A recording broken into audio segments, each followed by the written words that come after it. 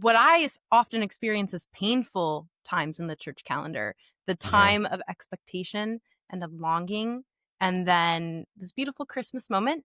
And then we go back into what feels like the darkness all around us and Lent as we wait for Easter.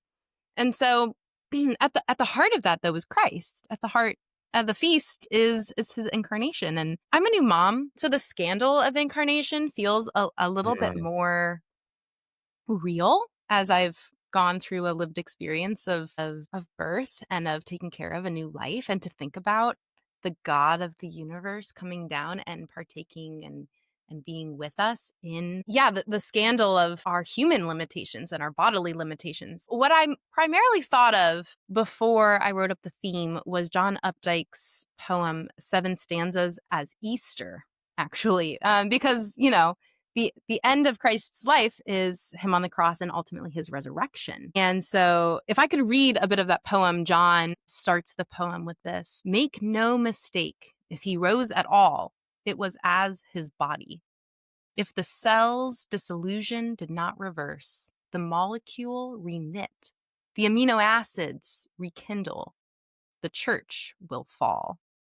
And he goes on to say things like the same hinged thumbs and toes, the same valved heart. And later, let us not mock God with metaphor, analogy sidestepping transcendence, making of the event a parable.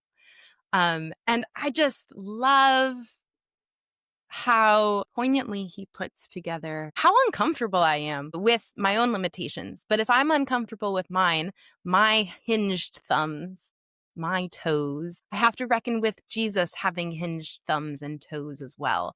And so what better place to start for me in the midst of these two bread slices, the true meat of the season, which is Jesus himself.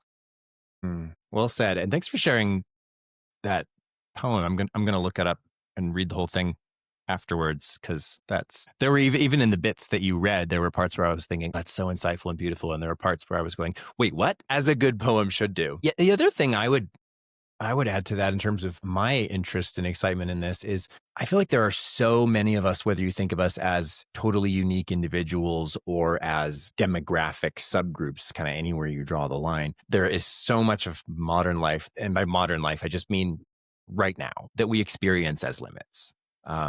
We're always having, whether we're thinking about our jobs and all of their limitations and all the things we don't like about them and our manager and all that sort of thing. There are so many things about growing up, adulthood, marriage, parenting, pick a phase that we experience as limits. And there's a lot of modern life that takes a lot of the good things, scripturally speaking, and wants us to understand them as limits, right? Since the fall, since the garden, so many good things are presented as, surely God wouldn't want to hold that back from you. Surely he wouldn't want to limit you to that thing.